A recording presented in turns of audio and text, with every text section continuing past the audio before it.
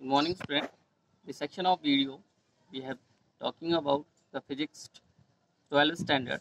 We were including first and second volume. We have already told you, and this video is especially for the Hindi medium student.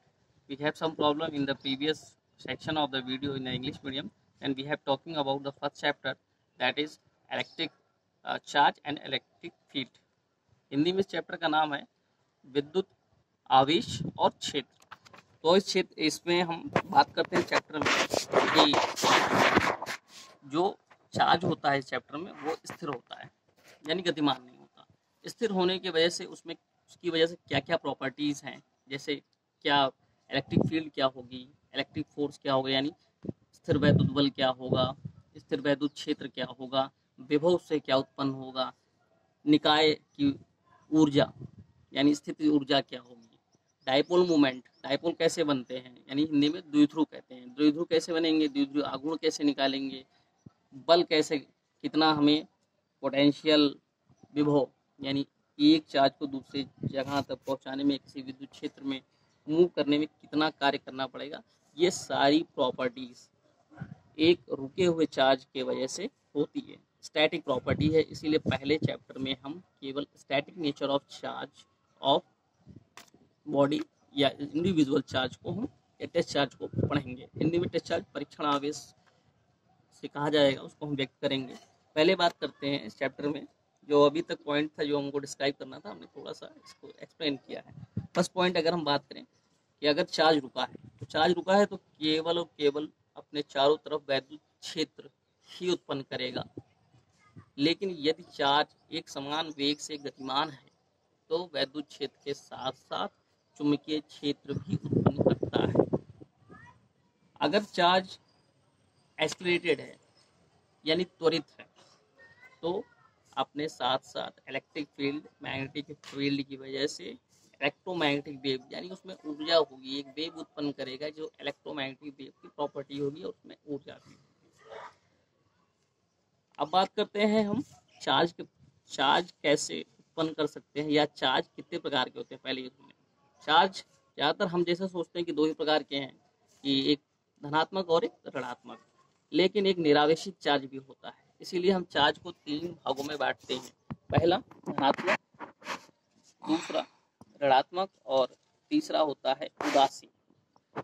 धनात्मक charge वे charge होते हैं जिनमें हम electron, क्योंकि elementary particle कह सकते हैं या मूलभूत कण, जिसको हम लेके इस डिस्कस करेंगे पूरे चैप्टर को, वो इलेक्ट्रॉन ही होगा या इलेक्ट्रॉनिक चार्ज होगा। जैसे कि हम जानते हैं जिसका वैल्यू 1.6 × 10⁻⁹ कूलाम होती है। इसी के अकॉर्डिंग हम पॉजिटिव, निगेटिव या न्यूट्रल चार्ज के बारे में बात करते हैं।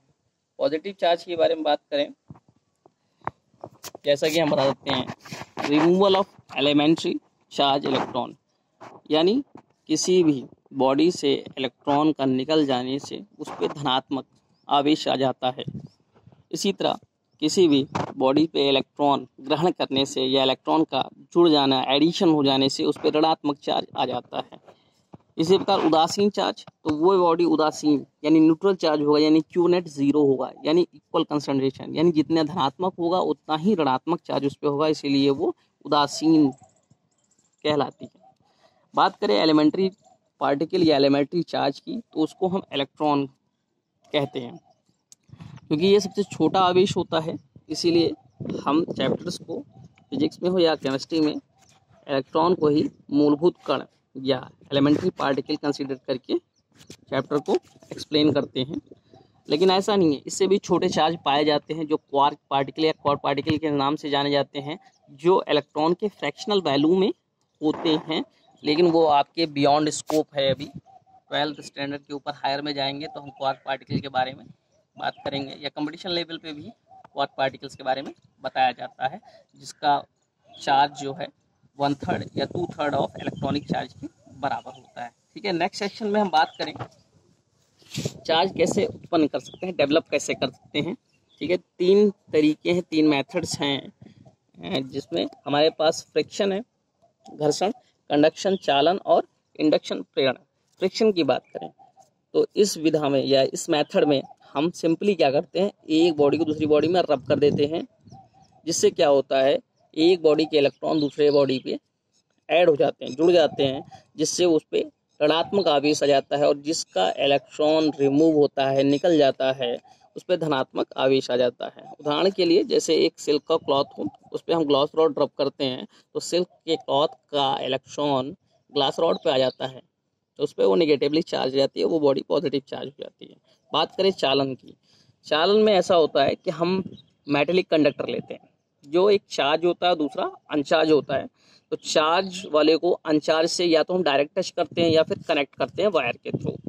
तो सेम चार्ज ऐसा कहने का मतलब है, अगर हमारा मेटेलिक स्फीयर अगर तो पॉजिटिव चार्ज हो या फिर नेगेटिवली चार्ज हो, तो सेम चार्ज ही ट्रांसफर हो जाता है अनदर अनचार्ज, यानी दूसरे निरावेशित मेटेलिक धात्विक गोले पर, उतना ही सेम चार्ज। मैग्नीट्यूड की बात करें तो वो कम ज़्यादा भी हो सकता है, वो डिपेंड करता है उसकी रेडियस पर। उस पर हम अगले सेक्शन में बात करेंगे, जब हम बात करेंगे पोटेंशियल की।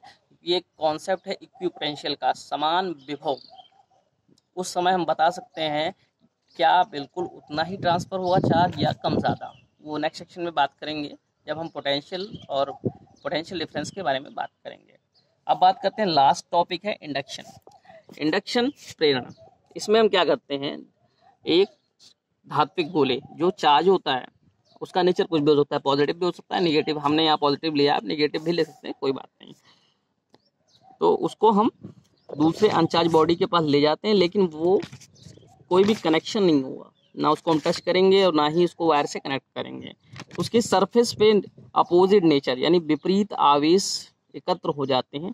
बाद में जब मेटेलिक स्फीयर को दूर दूर रख जाते हैं, तो ये पूरे वॉल्यूम में जो चार्ज डेवलप होता है वो परमानेंट हो जाता है। इसी को हम कहते हैं इंडक्शन यानी प्रेरण। यानी प्रेरण वो घटना होती है जिसमें हम अनचार्ज बॉडी को चार्ज बॉडी के पास ले जा चार्ज बॉडी को अनचार्ज बॉडी के पास ले जाते हैं, लेकिन टच या विदाउट कनेक्शन को करके विपरीत आवेश अनचार्ज बॉडी पे डेवलप हो जाता है, और दोनों मैग्नेटिक स्फीयर को अलग अलग रख देते हैं, वो चार्ज परमानेंटली डेवलप हो जाता है। इस घटना को हम क्या कहते हैं, प्रेरण कहते हैं, यानी इंडक्शन कहते हैं, इंडक्शन फेनोमेना है। Next we are moving what the attraction force between like and unlike charges। Like charge यानी एक जैसे चार्ज जैसे पॉजिटिव धनात्मक या ऋणात्मक, इनके बीच, हिंदी में इसको बोलते हैं सजातीय आवेश। चार्ज को हिंदी में आवेश बोलते हैं, ठीक है। सजातीय आवेश के बीच हमेशा क्या लगेगा, रिपल्शन का फोर्स लगेगा, यानी प्रतिकर्षण का बल लगेगा। धनात्मक हो या फिर ऋणात्मक, उनके बीच प्रतिकर्षण का बल ही लगेगा। अनलाइक चार्ज मतलब कि विसजातीय चार्ज यानी अनलाइक चार्ज, उनके बीच अट्रैक्शन होगा, जैसे पॉजिटिव नेगेटिव या फिर नेगेटिव पॉजिटिव चार्ज, इनके बीच हमेशा अट्रैक्शन होगा, आकर्षण का बल लगेगा। बात करें अगली थ्योरी हमारी क्वांटाइजेशन थ्योरी, ठीक है। क्वांटीकरण थ्योरी, आवेश का क्वांटीकरण, ये क्या कहती है, किसी भी बॉडी पर आवेश या तो इलेक्ट्रॉन के बराबर होगा या उसका पूर्ण गुणज होगा, यानी इंटीग्रल मल्टीपल होल नंबर होगा, जैसे numbering number 1 2 3 4, 1 times 2 times 3 times 10 times and so on, but never भी फ्रैक्शनल, लेकिन कभी भी भिन्नात्मक या 2/3 4/3 ऐसे कोई नंबर नहीं होंगे। This equation for the quantization theory, Q equal to any and the Q charge develop, कितना चार्ज उत्पन्न होता है वो डिपेंड करता है number of electron small N, कितने इलेक्ट्रॉन ट्रांसफर किए गए, स्थानांतरित किए गए। और ये तो हमारा इलेक्ट्रॉनिक चार्ज, क्योंकि इसमें हम कंफ्यूज हो जाते हैं कि ये ई क्या है। ये डिनोट करता है इलेक्ट्रॉनिक चार्ज को, कि इलेक्ट्रॉन पर कितने आवेश थे, जो कि हम अभी जस्ट प्रीवियस बता चुके हैं। इसके आवेश 1.6 × 10⁻⁹ होता। Unit of charge coulomb, with respect to Coulomb, the scientist थे जिसके बारे में आगे हम बात करेंगे, कूलॉम्बिक फोर्स या इलेक्ट्रोस्टैटिक फोर्स के बारे में। बात करें हम कूलॉम्बिक फोर्स या इलेक्ट्रोस्टैटिक फोर्स की, पहली बात तो ये कूलॉम्बिक फोर्स या इलेक्ट्रोस्टैटिक फोर्स पॉइंट चार्ज, बिंदु आवेश के लिए ही एप्लीकेबल है। जैसा कि हम बता रहे हैं कि पहला वैक्यूम या एयर होगी, उनके बीच की दूरी r है। दो charge point charge Q1 Q2 हैं, उनके बीच की जो डिस्टेंस है वो r। देखो F0 हम इसलिए बोल रहे हैं क्योंकि ये एयर है, तो कूलॉम्बिक फोर्स डायरेक्टली प्रोपोर्शनल होता है, यानी समानुपात होता है दोनों आवेशों के गुणनफल के।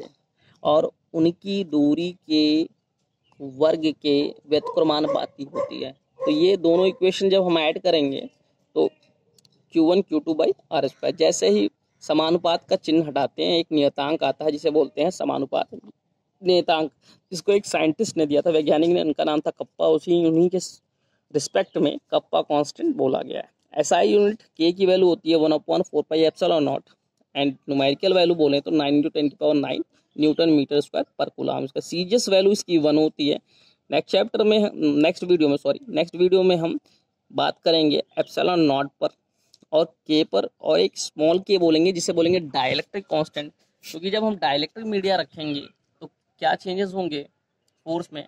उसके बाद हम इलेक्ट्रिक फील्ड और पोटेंशियल के बारे में भी बात करेंगे स्टेप बाय स्टेप। आप इस वीडियो को सब्सक्राइब करें, लाइक करें और ज़्यादा से ज़्यादा शेयर करें, जैसे कि नेक्स्ट वीडियो में हम जल्दी अपलोड करें। और जो भी क्वेरीज हैं या डाउट हैं या कुछ चीज़ें नहीं समझ में आ रही हैं तो कमेंट बॉक्स में ज़रूर मेंशन करें और फॉरवर्ड करें और सबको एक दूसरे को। ठीक है, नेक्स्ट वीडियो में फिर से मिलेंगे। थैंक्स।